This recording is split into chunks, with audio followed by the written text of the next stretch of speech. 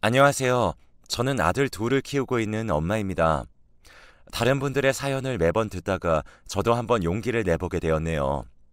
저도 제 나름대로 기구했던 인생에 잊지 못할 일들이 있어 이렇게 사연을 보내게 되었습니다. 저에겐 친어머니와도 다름없었던 시어머니가 계셨어요. 결혼 생활 동안 한 번도 시어머니와의 갈등이라는 걸 겪어본 적도 없을 정도로 유독 시어머니와 저는 각별했답니다. 저희 시어머니께서는 정말 심성이 고드시고 지적이신 분이셨어요. 배울 점도 정말 많았고 또 정도 많으셔서 마음도 한없이 따뜻했던 분이셨고요.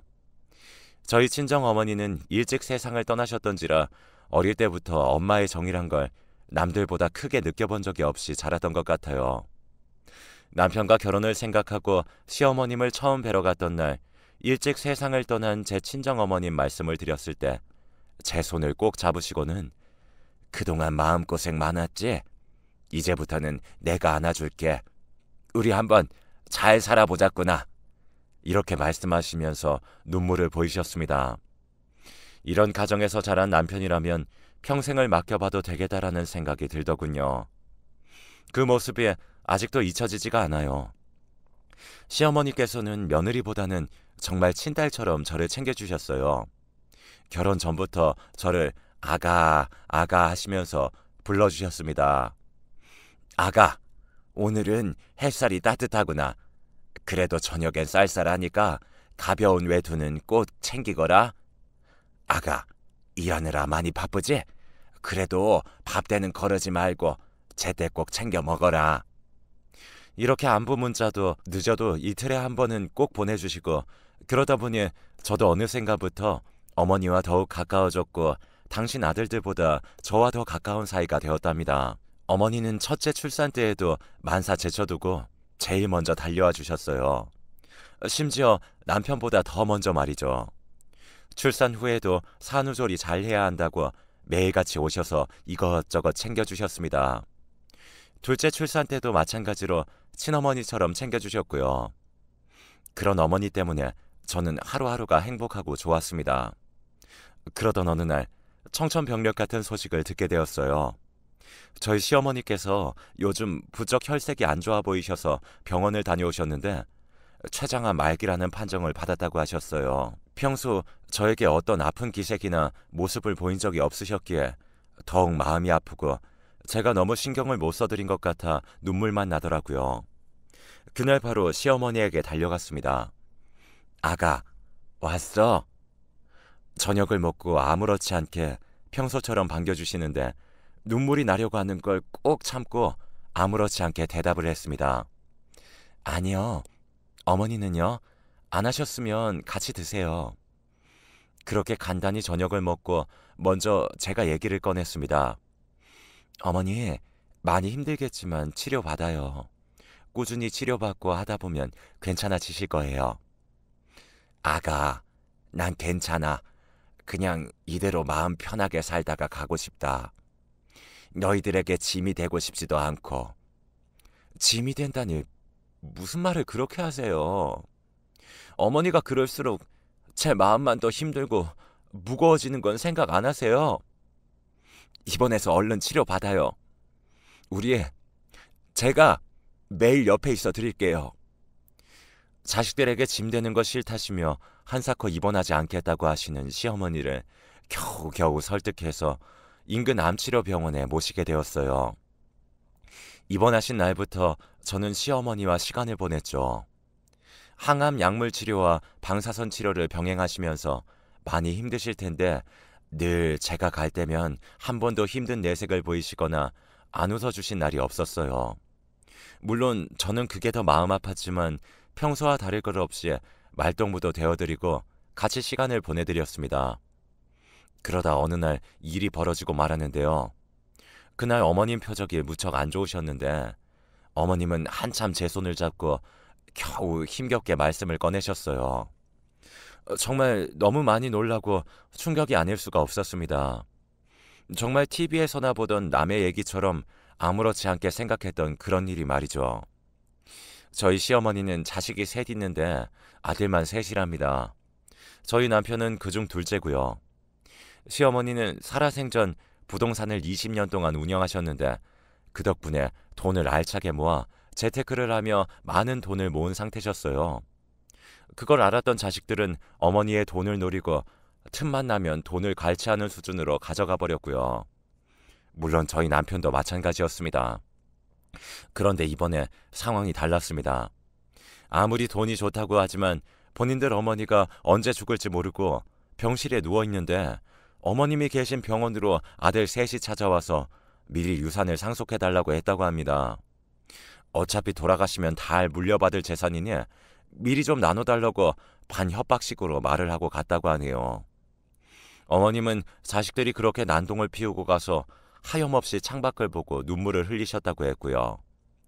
막장 드라마 같은 일이 제 주위에서도 일어날 수 있다는 게 믿기지 않았고 어떻게 아들들이라는 사람들이 그럴 수가 있는지 저도 너무 충격적이었어요.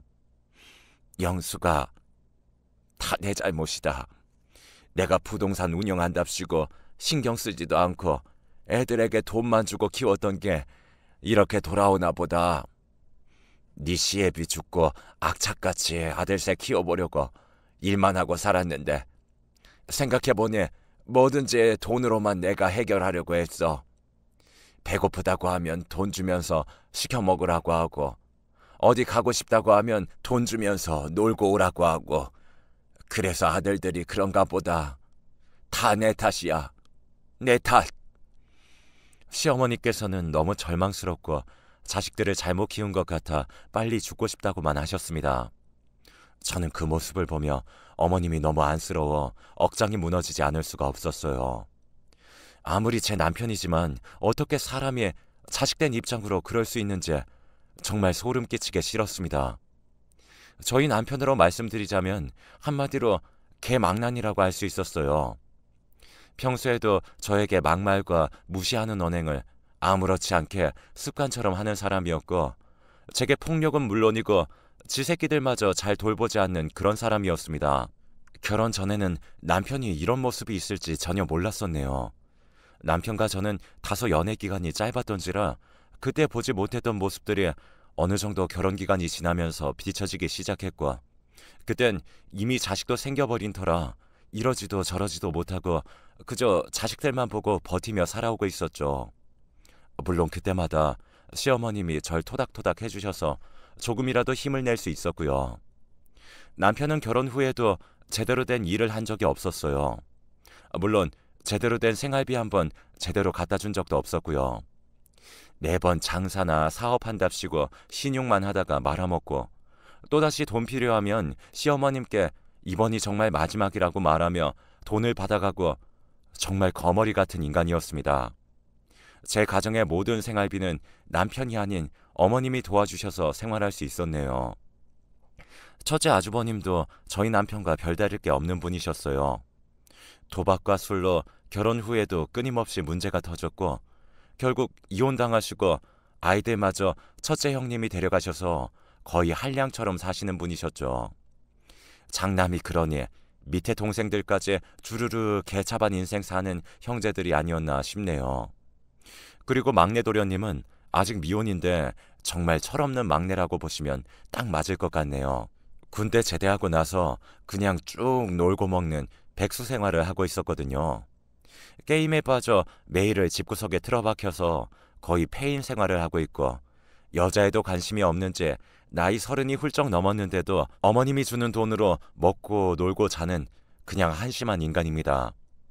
그런 자식들을 보면 어머니는 얼마나 가슴이 답답하고 마음이 아프실까요? 말하지 않아도 제 눈에 훤히 보였습니다.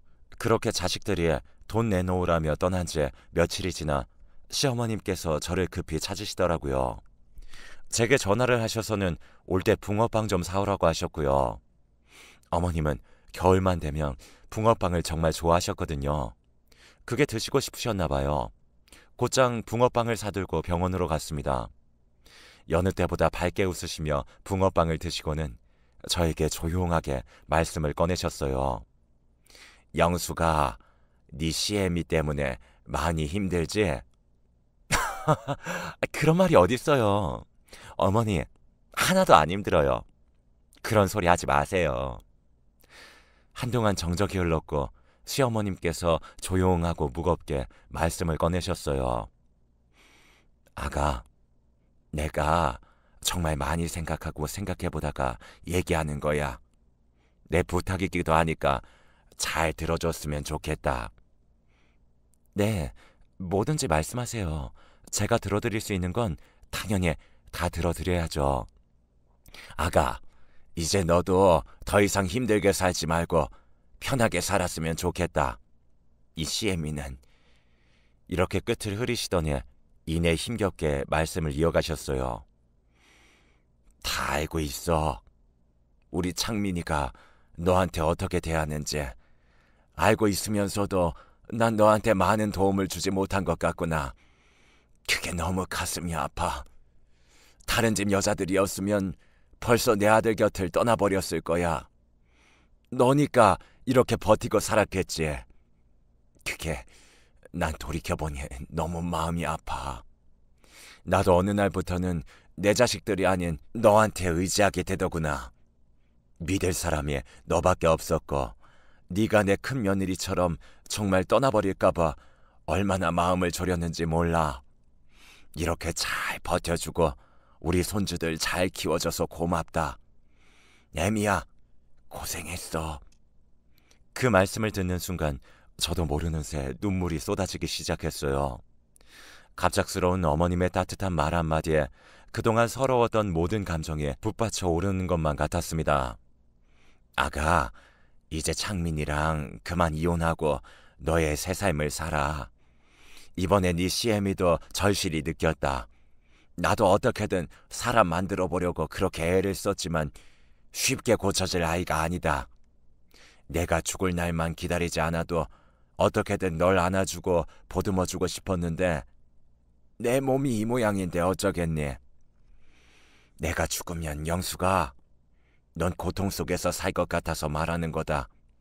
그리고 내 사랑스러운 손주들도 그런 애비 밑에서 자라게 하면 안 좋은 것만 따라하고 배우게 되어 있어.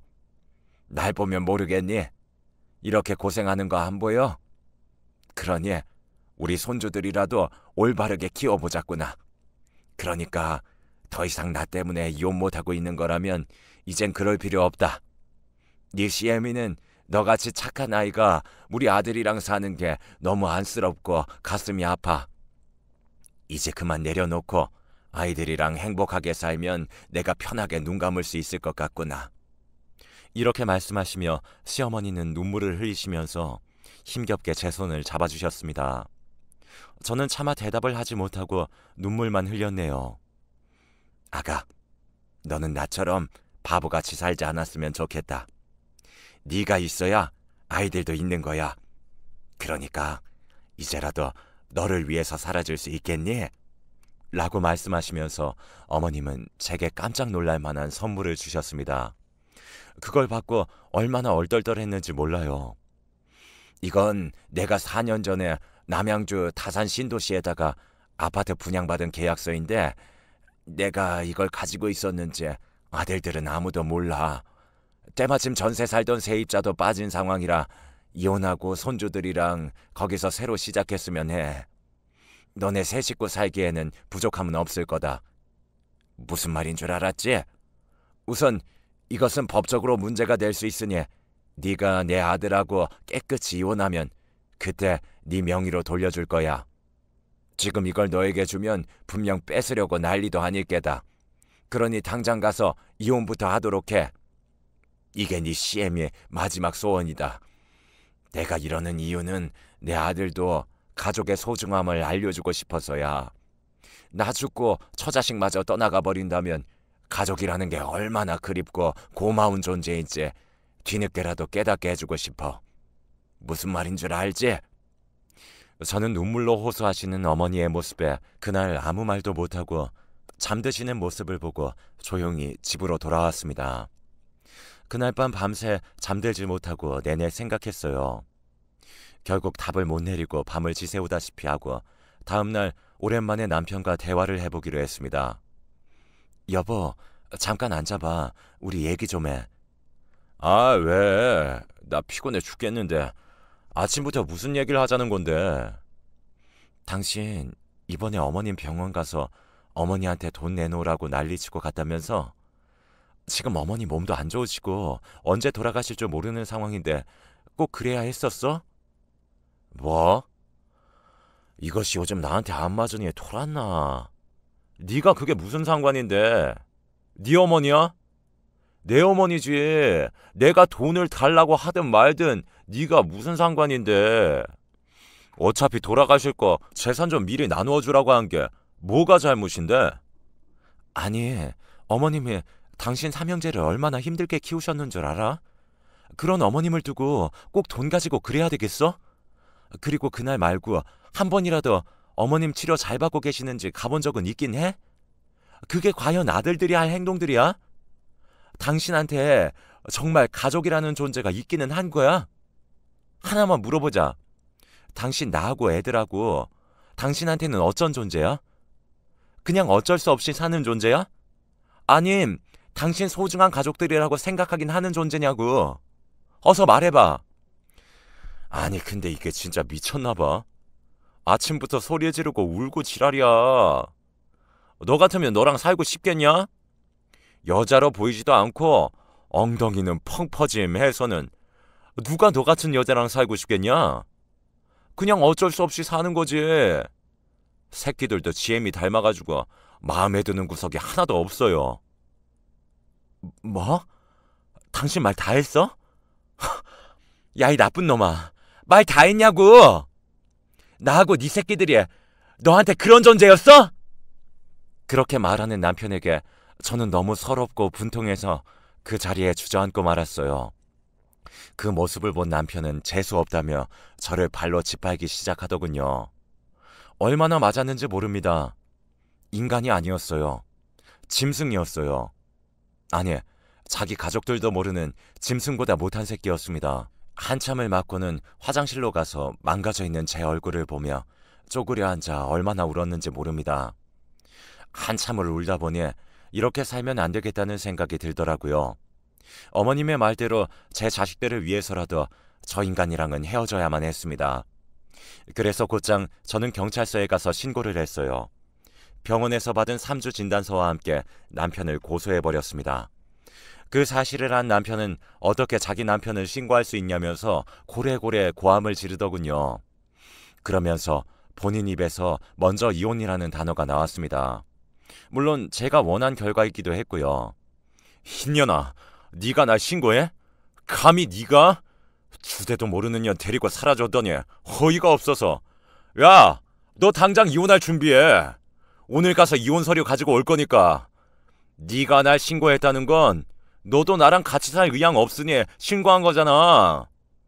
어차피 난 네가 신고해도 벌금만 내면 끝이야. 그러니 갈라서 당장. 야, 이 미친놈아. 웬일로 머리는 돌아가네? 그래, 너 같은 놈이랑 살기 싫어서 신고했다. 내가 언제까지 너한테 맞아주며 다 받아주며 살 줄 알았니? 너 지금 나한테 했던 행동들, 그 나불대는 주둥아리 꼭 후회하게 될 거야. 네 말대로 당장 이혼 도장 찍어줄 테니까 우리 여기서 그만하자. 너무 지겨워. 오라, 잘 됐네. 이혼 안 한다고 버틸 줄 알았더니. 그리고 네 새끼들도 데려가라. 난 다른 여자 만나서 새 인생 살 거니까. 뭐 재산 분할은 법적으로 나누면 될 것이고 양육비도 그까짓 거 얼마나 된다고. 난 너만 사라지면 돼, 이년아. 남편은 마지막까지도 제 속을 팍팍 긁으며 지 할 말만 잔뜩 하더니 이혼을 요구하며 갔습니다. 저는 그 더러운 뒷모습을 보면서 어서 빨리 법적으로 갈라서고 싶어 바로 이혼 도장을 찍었고, 양육권, 친권도 다 포기를 했으니 제가 키우는 걸로 하고 생각보다 빠르게 이혼을 할 수 있었어요. 양육비도 매달 60만 원씩 받기로 했고요. 그렇게 이혼이 확정된 날, 그날도 저는 시어머니에게 갔습니다. 모든 얘기를 들은 시어머니는 잘했다, 잘했다 라고 말씀하시며 저를 꼭 안아주셨어요. 그리고 어머님은 며칠 뒤 저를 다시 부르셨습니다. 거기에 가니 어떤 아주버님이 계시더라고요.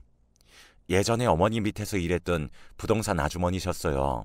지금은 혼자 독립해서 부동산을 운용하고 계시는데 들어보니 다산에 있는 아파트도 이 부동산 아주머니가 추천을 해주셔서 분양피를 사서 구입을 하셨다고 하더군요.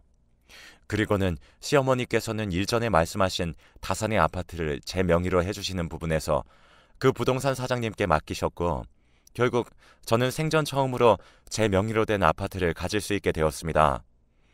저는 이걸 증여받아도 되는지 떨리기도 했고요. 영숙 씨라고 했나요? 정말 좋은 어머님 두셨어요. 그 집 처음에 매입할 때는 4억 정도 했는데 지금은 9억까지 올랐어요. 자, 여기 보세요. 아파트 시세 나와 있거든요. 그래서 평생 부동산 운영하셔서 그런지 안목이 있으셔서 투자하신 건데 많이 올랐어요. 그곳은 학군도 좋고 동네가 신도시라 워낙 깨끗해서 아이들 키우는 환경도 좋으실 거예요. 어머니, 그런데 이거 제가 정말 받아도 되는 거예요? 너무 제게 과분해서 받아도 되는 건지 아직도 얼떨떨해서요. 그럼 당연히 받아도 되지.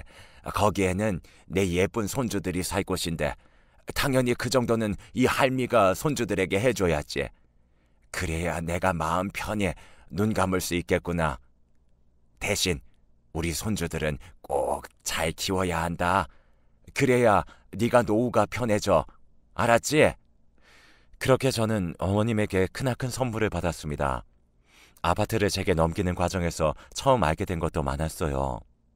부동산에 대해 잘 알지 못했던 저는 지금도 잘 알지 못하지만 증여하는 과정에서 세금 부분이 많이 들어가더라고요. 증여세가 어마어마하더군요. 그 취득세도 만만치 않았고요. 몇 억 단위였습니다. 제 주머니 사정을 아신 어머니는 그것 또한 다 어머님이 내주셨습니다. 그렇게 저와 제 아이들은 어머님 덕분에 쾌적한 환경에서 살 수 있었고요. 평소 주말만 되면 아이들을 데리고 어머님께 갔기 때문에 손주들도 할머니를 무척 좋아했고 큰아들은 학교에서 배워서 그랬는지 할머니하고 손잡는 그림을 할머니에게 보여주며 우리 할머니 오래오래 사셔야 돼요 라고 말을 하자 어머님과 저는 그 자리에서 얼마나 울었는지 몰라요. 그 병실에 있던 할머님들도 다 같이 우시더라고요. 아이고 내 새끼 일로 와. 이 할미가 안아보자. 사랑한다 우리 새끼들. 우리 강아지들. 이렇게 착하고 예쁘게 커져서 고마워. 저는 이 모습들을 보면서 이게 진정한 가족이 아닌가 싶었습니다.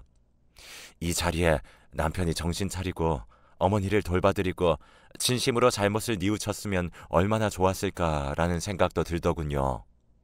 어머님도 말은 안 해서 그렇지 아무리 당신 아들들이 개망난이어도 배 아파서 낳고 키운 자식들인데 왜 생각이 나지 않겠어요. 그나마 손주들이 저렇게 사랑한다고 어머니에게 따뜻한 말을 건네니까 어머님은 감정이 남달라 보였습니다. 그리고 어머님은 또 하나 비밀리에 진행을 하고 있는 게 있었는데요.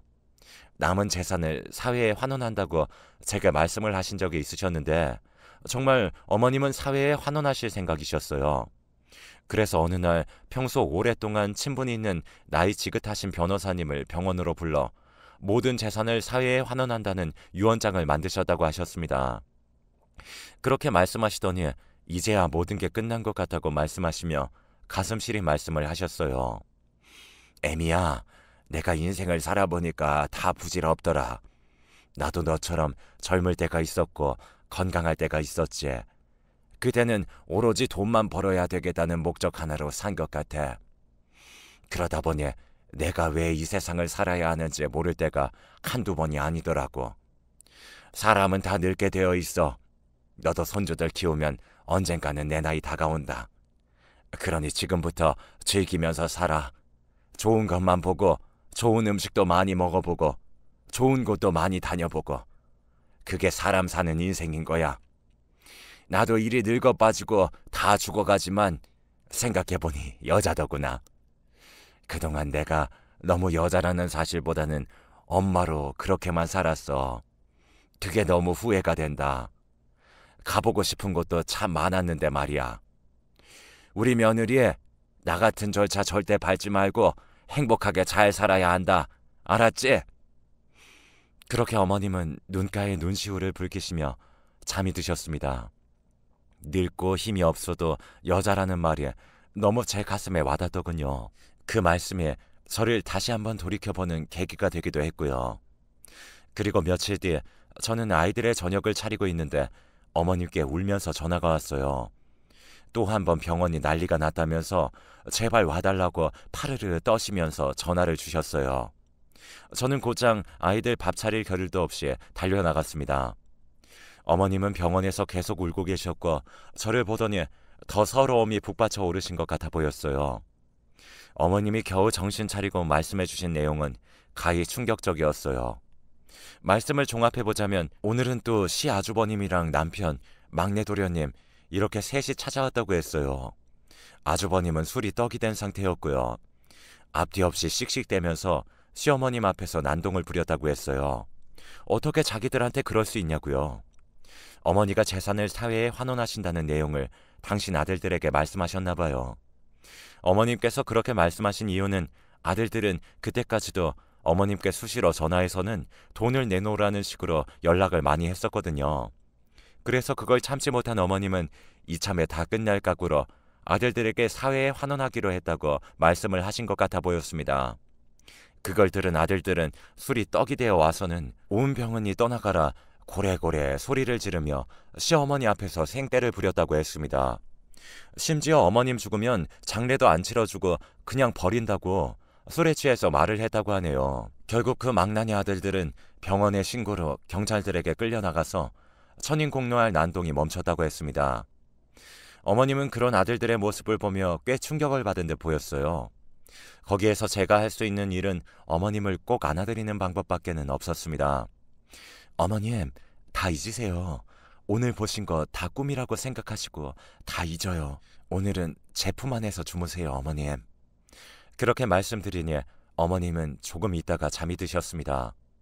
암 치료하느라 살이 얼마나 빠졌는지 주무시는 모습을 보니 가슴이 너무 아파왔습니다. 다음날 시어머니는 조심스럽게 얘기를 꺼내셨어요. 아들들이 또 찾아올까봐 무섭다고요. 보고 싶지도 않다고 말씀을 하시더군요.